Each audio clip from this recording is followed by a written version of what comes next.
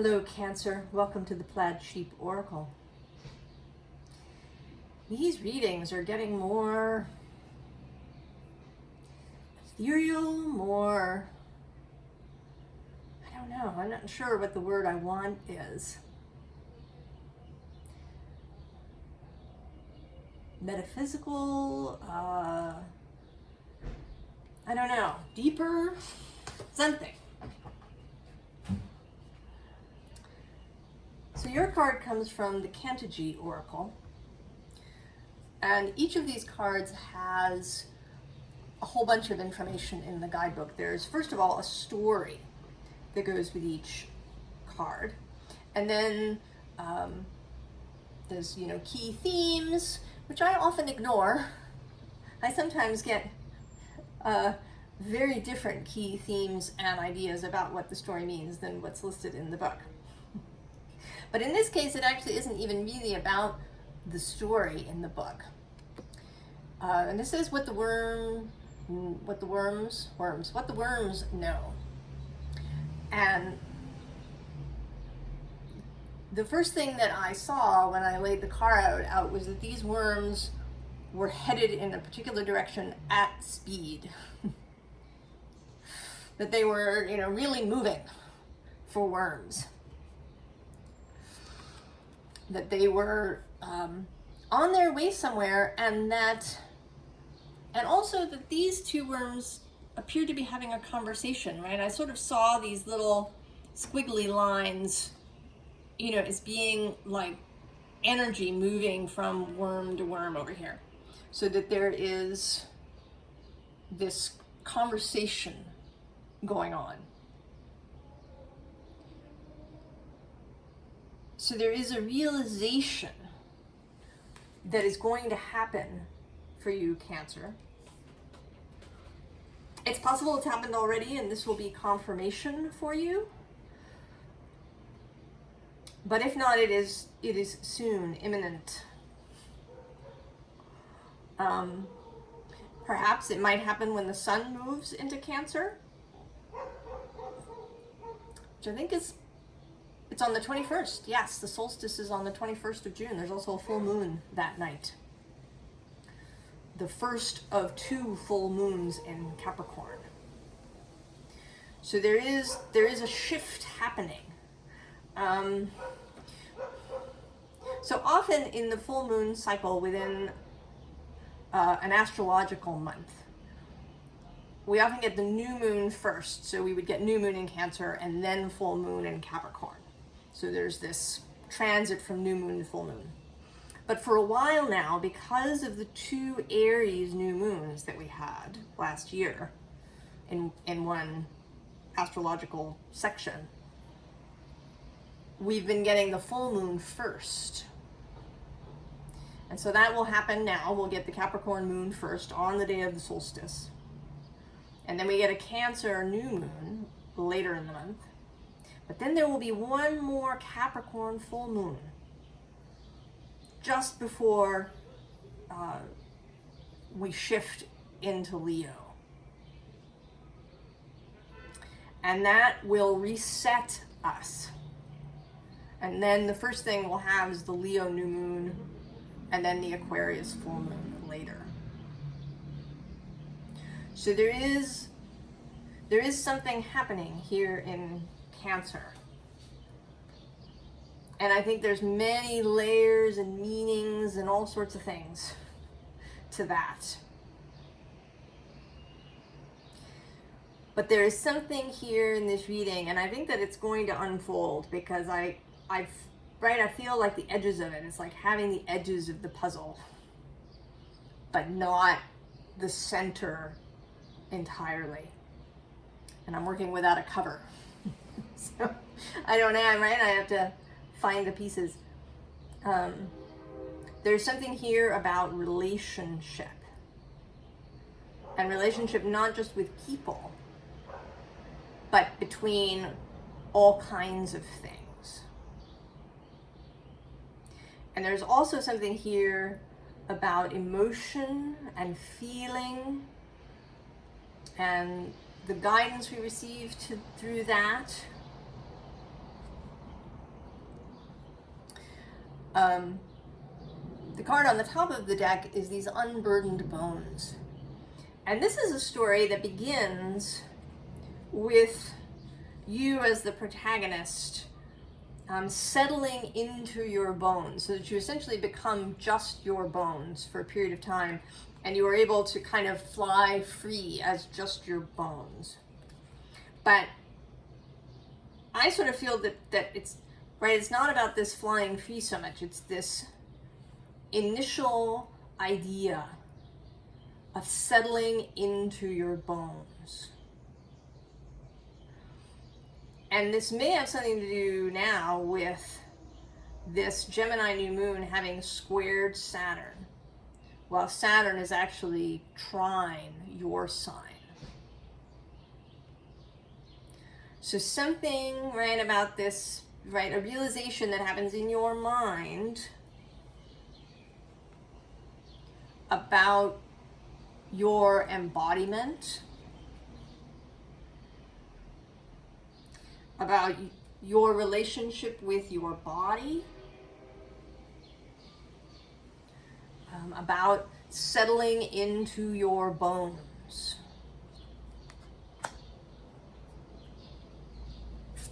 And then the bottom of the deck has this Juniper caduceus, which is all about relationship.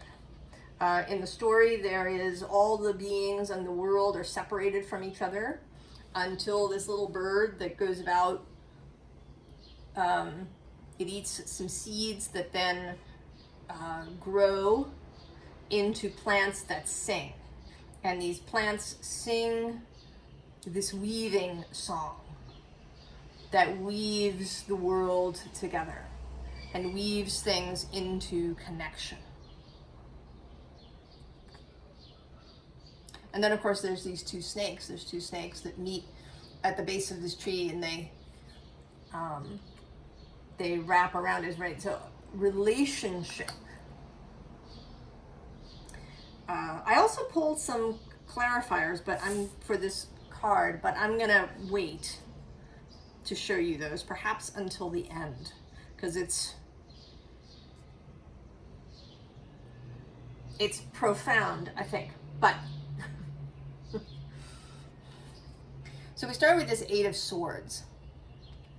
And today this feels like loneliness. It isn't really that, you've got analysis paralysis, or, that you've thought yourself into some sort of corner, but that you are cut off, that there is a loneliness that these 8 swords in your mind have created, that you've kind of thought yourself into this loneliness. And right below is the Ace of Cups. Here really being new, right? New love, a new apprehension, a new comprehension, a new understanding of love and of your place in it and of your ability to have it and give it. And then at the bottom is the Two of Cups.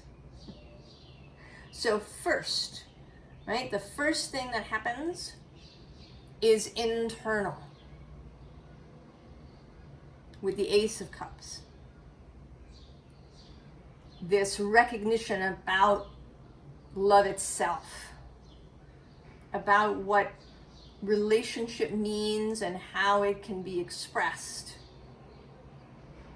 And then we get the Two of Cups, where somebody or something else joins in. Because as I say, this isn't just about person to person, but you and the trees, you and your job, you and your house, you and the sky, you and your non-physical fellowship, the trees to each other. So all of these ways of relationship. So after, right, you've been in this Eight of Swords space, and at some point, maybe it's surrender, maybe it's something happens, and you sort of uncurl, right? You've been in this fetal position, eyes closed, wrapped up, with this kind of clock underneath. There may have been a sense of, time passing, and that, everything was too late. But here you have uncurled. This is the Four of Cups, which often talks about not seeing something that's right in front of you. But here I think that maybe it's the opposite, that you've uncurled and you're seeing something, perhaps for the first time, as you kind of lie here. Maybe the deal is that you're no longer efforting. This Eight of Swords can also be efforting in the mind, going from sword to sword to sword to sword. And maybe you gave that up. And in that moment, something became more visible to you.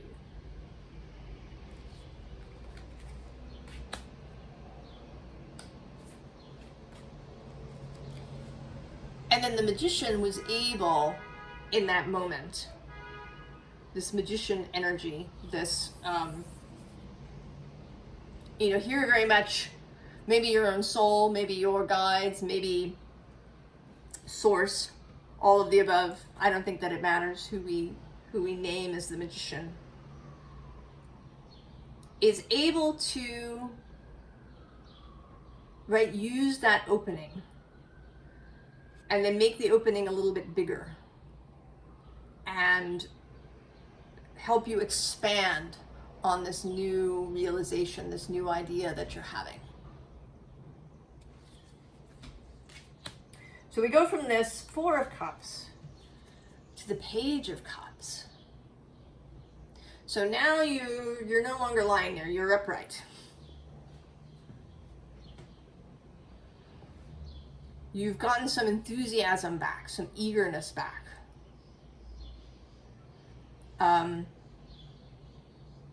Like these unburdened bones, you feel lighter. And certainly if you have experienced depression in your life, you may recognize this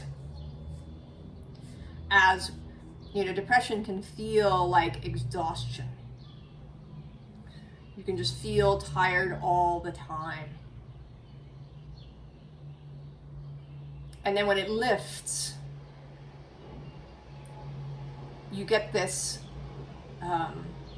eagerness, this sudden, it's as if somebody's opened the window and fresh air has come in to a stagnant space where maybe the oxygen was almost gone, and you take a deep breath and you're up and ready to go.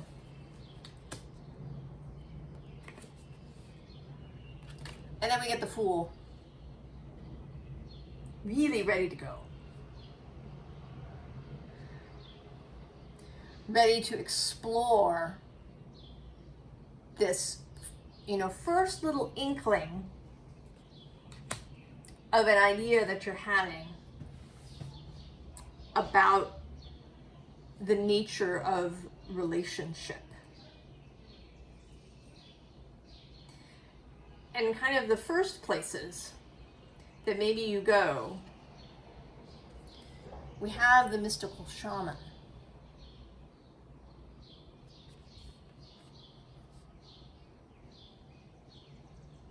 The energies of knowing. And here also that he is, right, he's sort of breathing something into life. And then with this lightning, you know, what comes to mind is Frankenstein's monster, the concept there, right? That he used electricity, he used lightning to bring something into being. And I think that the mystical shaman is a different name for this magician energy. Maybe this is how you meet the magician.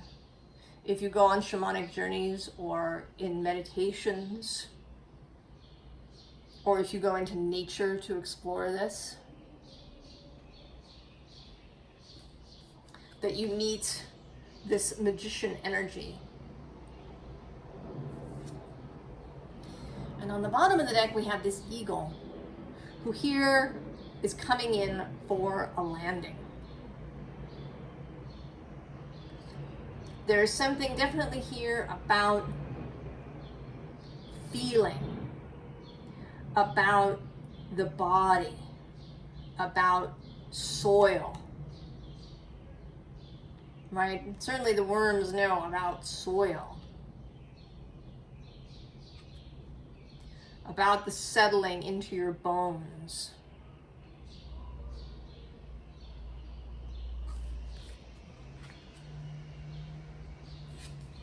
Right, into this jaguar energy. You know, really physical.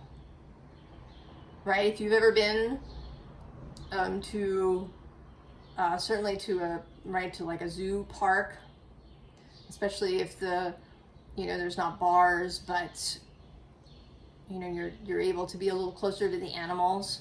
I've heard people describe encounters if they've been on safari, or people who've encountered bears, or right in the forest. Right, you are very aware of the physicality of this other being. Right, of muscle and bone and sinew and smell.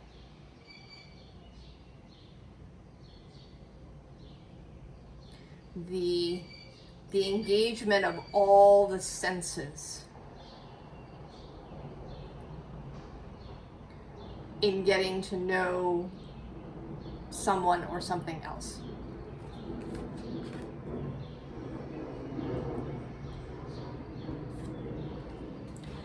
And in the ancient ones, I've actually been reading books about smell. The first book is The Nose, and the second is a book that I'm reading called Smellosophy. And there's a whole history of smell and how we viewed it and how we tried to figure out, how we smelled and how many smells can we smell and so on. But one of the things that the first book talks about, what the nose knows, is that humans actually smell pretty well. There are differences, right, between us and dogs. But we do smell pretty well. Better than I think we do. But it's one of those things that we lost. And that I think we're losing in many ways more of. Using smell as a navigation tool. Smell and taste. There's a book, another book, a favorite of mine, called The Sea of Trolls. That's a young adult fantasy novel. And part of it takes place on a Viking ship. And one of the guides, the sort of navigator people, is lowered into the ocean so that he can taste it and be in it. And that tells him where they are. Right? He experiences that part of the ocean. And then he knows where they are and where they should go.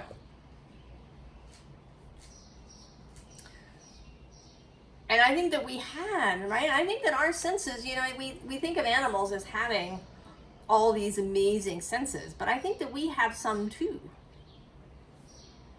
And they've just been lost to us because we don't use them, but they aren't gone. It's not like, you know, our bodies have changed and we no longer have the same sense of smell or the same brain, really. It's all there. We can reactivate it if we choose to use it. So paying attention to what you smell and touch and taste, paying attention to how you feel when you're outside, and, you know, does that tell you which way is north?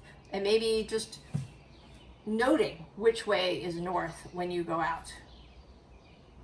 And, you know, actually even wherever you are, where's north when you're in a new space, in a new room?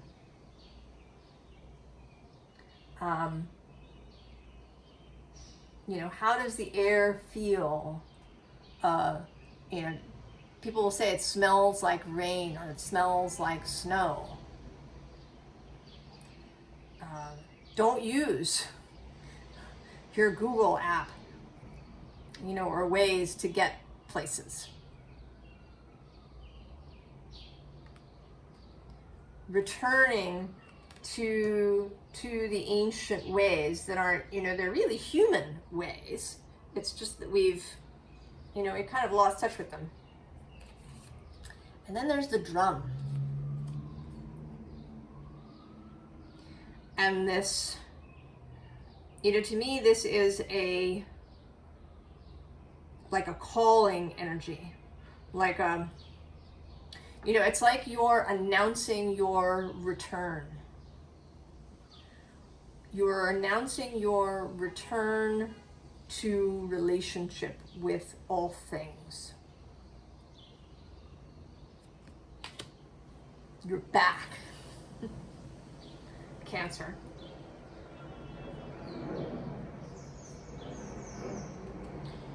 And so we have this temperance angel. And here mostly, you know, this temperance angel is standing fully in the water. And isn't, right, there's no, you know, pouring of anything back and forth. There's just this meditative focus on the water. So also coming back into your own gifts, relationship into your own gifts of your understanding, your sense of emotion. Right? The Cancer, the crab, lives in the intertidal zone where the waters move back and forth throughout the day. Right? Cancer feels those movements and eddies, feels the shift, right? If you're in a room and the energy shifts. Right? You can train yourself to really, right, to heighten those gifts. Below that is the Ten of Swords, the corpse. And here I want to say that it's the corpse of all of this Eight of Swords, overthinking, loneliness. Right below that is the clarity of the sun. And then actually the Knight of Pentacles. Oh, look, and there's the Eight of Swords beneath all of that. Just, right? Gone now, right? You've embodied, you've seen the clarity, and then you're walking away from the corpse. The bottom of the deck has this Knight of Cups. And he's been following me around a little bit. Recently. And he's going to appear again, and actually there's this Son of Cups here from the Wild Unknown, and when I was initially laying out the cards, there was another little deck sitting on top of this, and I felt called to move it, and then I realized that it was the Son of Cups, this Knight of Cups.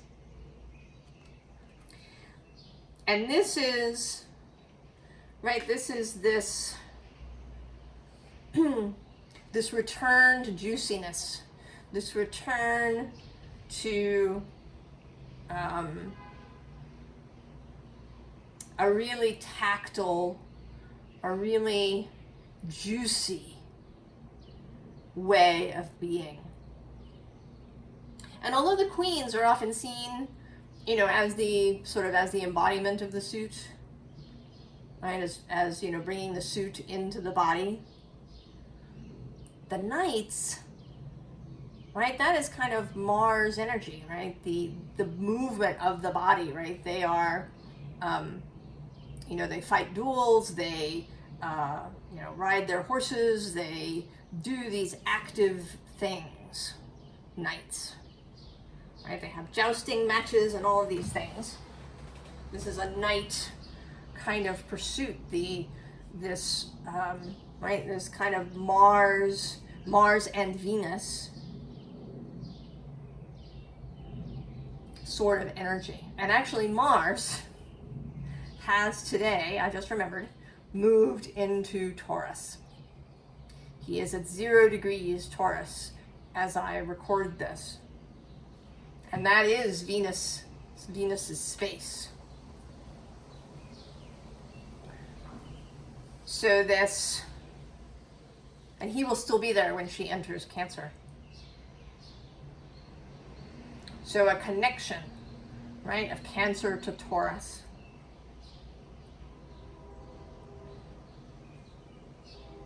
Right, a kind of melding of the Knight of Cups and the Knight of Pentacles.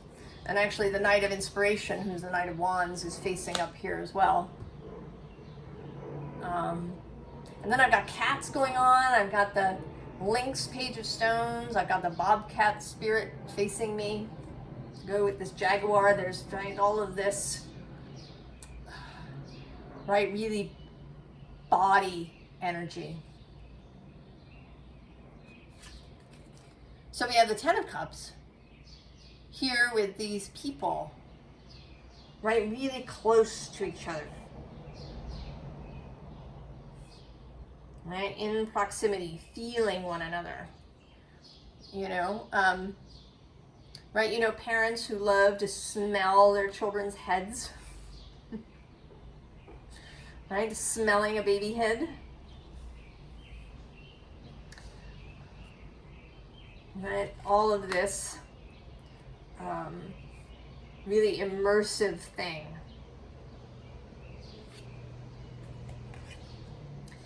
And then we have these cards that are a little bit of resistance, I feel like. Or at least 2 cards that are resistance. There's the Seven of Swords. Oh, I have to go press a button. I'll be right back.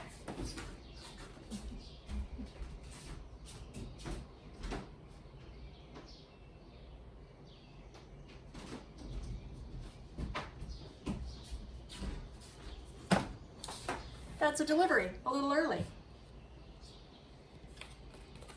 So this Seven of Swords, right? He is running, right? He is running away. And, you know, it could be that some aspect of your mind will want to turn and run, right? Run back, right? The 7 running back to the 8 of Swords. And then we also have the King of Swords, which is a different kind of mental energy. There is this, right, there's this kind of fear, running away, pushing something aside, I don't want to look at it, kind of Seven of Swords energy. And then there's this, I'm going to figure it out energy. I'm going to make a plan, I'm going to strategize, you know, I'm going to make a list. I'm going to intellectualize this process.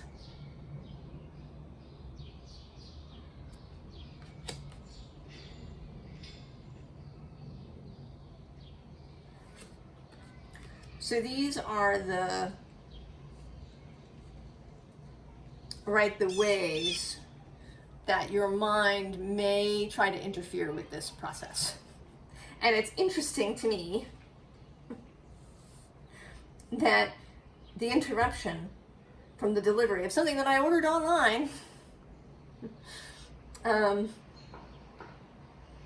is coming here as I'm talking about this possible interference that may come from your mind.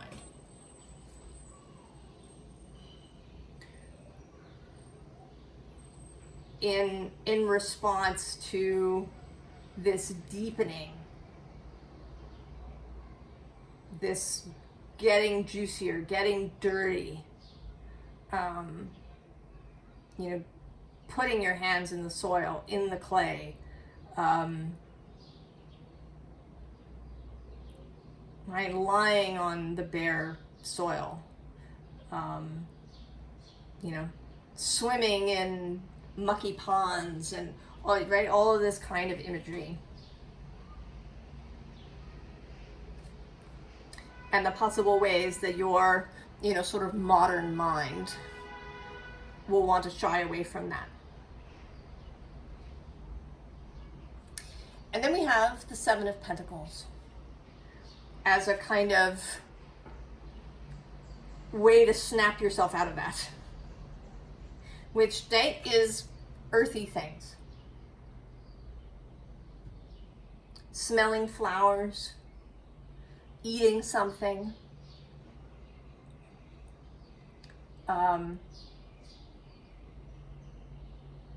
tasting things, touching things.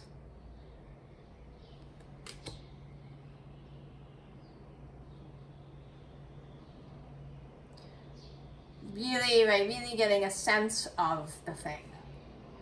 You know, perhaps sitting with things. You know, the Seven of Pentacles is about process.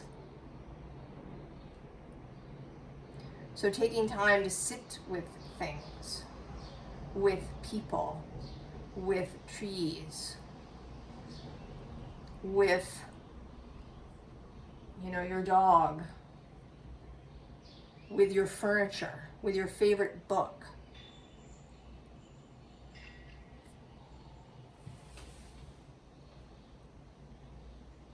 And so then we have kind of the results, if we want to say, of what this practice of rejuicification, the reweaving of connection.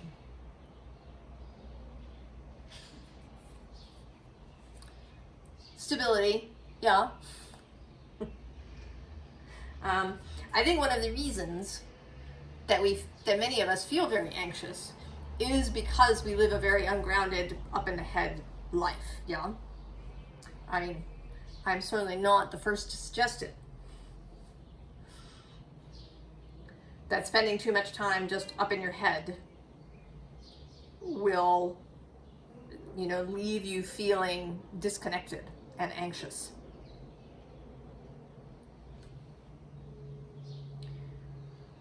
But interestingly, the other two cards we have, at the bottom we have this purification, and I really don't think of it as purification so much as clarity.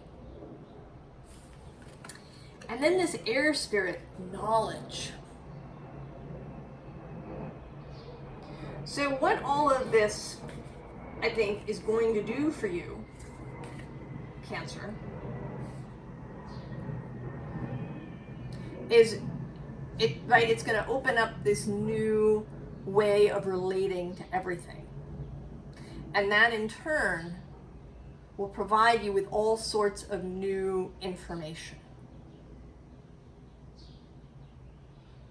That you will receive messages from places where you might not have expected them. From the ocean, from the trees, from your neighbor's cat, from your own refrigerator. You know, I don't know, right? There could be all kinds of places where messages can come from. But we can only receive them if we're in relationship to the thing giving us the message. Since we have this toadstool's growth, which also feels like interconnectivity, yeah? Because she is, right? She is got these mushrooms growing on her.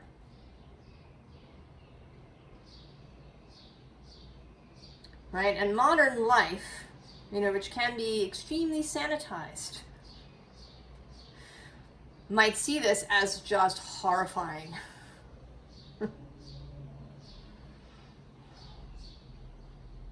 But you will know that this is connectivity. Knowing, understanding,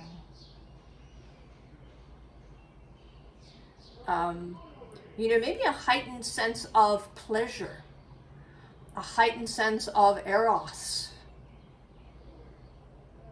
as well, right here with all of this red imagery.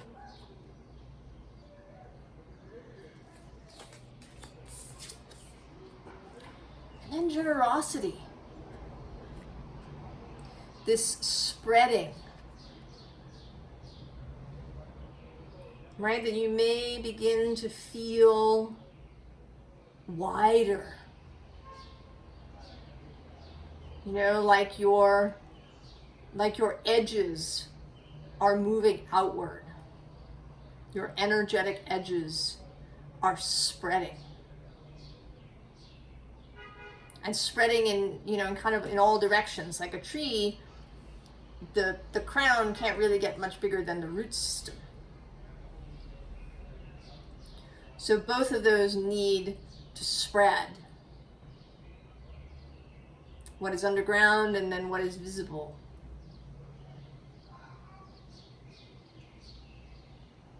You know, maybe you'll come into new, also with the tree here, I'm thinking, right, maybe you will come into new relationship with the sun. Maybe you will find ways to get energy from the sun, as trees do, by changing your relationship with the sun. And then trust, of course. Because the more, right, the more you're in relationship and the more connectivity you have, and the more, therefore, the more information you have, the more you're going to feel trust. Trust in yourself, trust in your own knowing, trust in source and in your soul. Trust in life and your ability to, right, to be like the tree, to weather the storm. Trust the messages that you receive.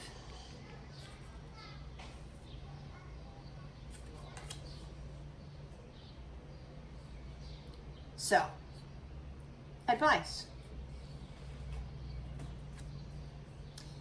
Interestingly, we start with the 5 of Cups. And, you know, don't, like, if you spill some cups, one way to sort of is to get into a relationship with that, to get curious about the cups, to get curious about your own feelings.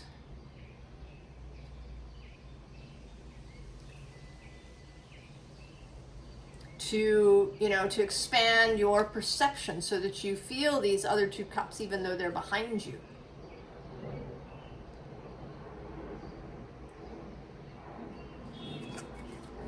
Below that is the Ace of Pentacles. I think this would give you an entire new, right, a new world to interact with to do this. And then the Knight of Cups repeating himself, showing up as a confirmation for us. The bottom of the deck has this Six of Pentacles. And we're actually going to come back to this. So then we have the Temperance Angel reappearing.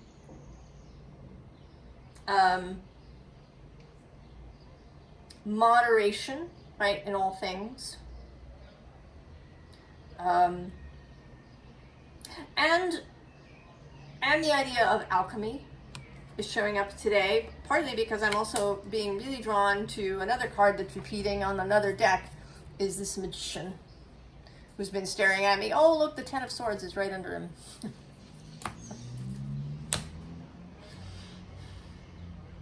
So, my experimentation, too, is kind of coming up. You may be experimenting with different things. You know, what is your relationship with alcohol, for example? Or chocolate cake.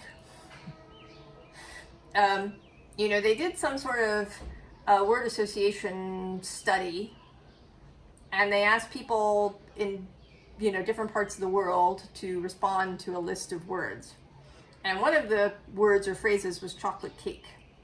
And in France, the most common response, or, you know, kind of most common single response, was celebration.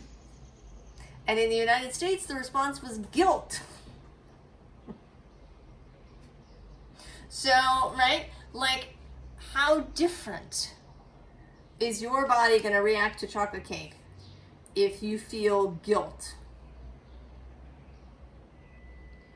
But what if you, right, what if you feel celebration? What if you get into relationship with that chocolate cake? And then we have the Fool. Just go. Just go. You've had some basic instructions. Just go now.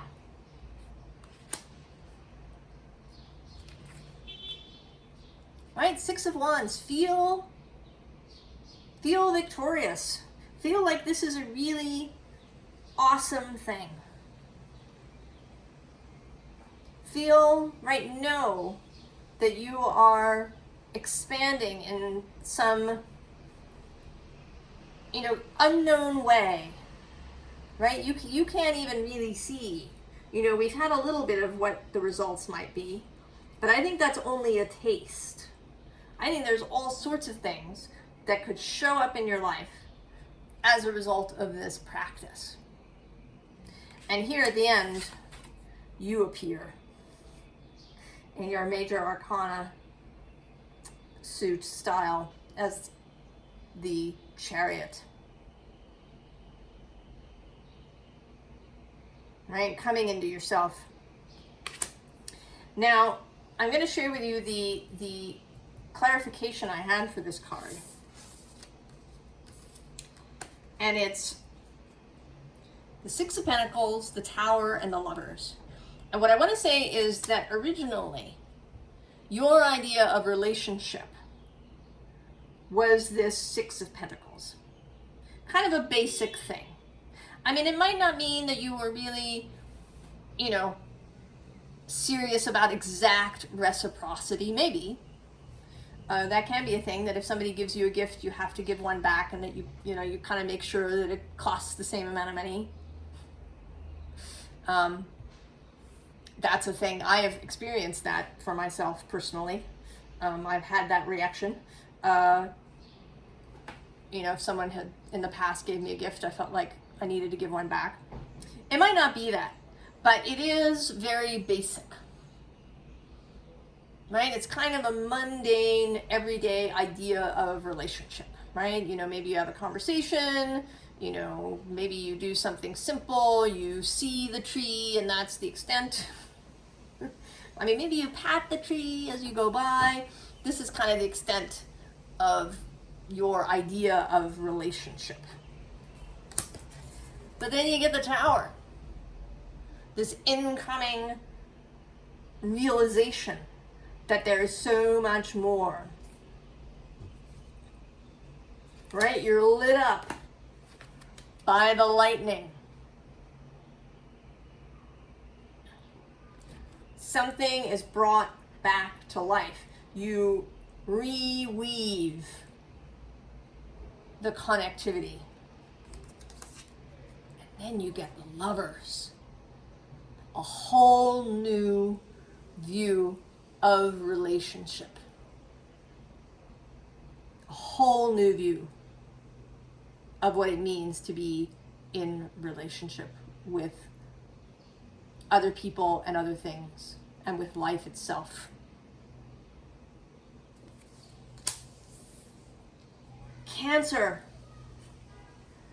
So good. If you do some experiments, if you set out on this path, I want to hear about it. Come back and tell me in the comments. I want to know. Because I'm going to join you. And we'll see if something comes out of this as we go. I wish you the very, very best. And I will see you next time. So long, Cancer.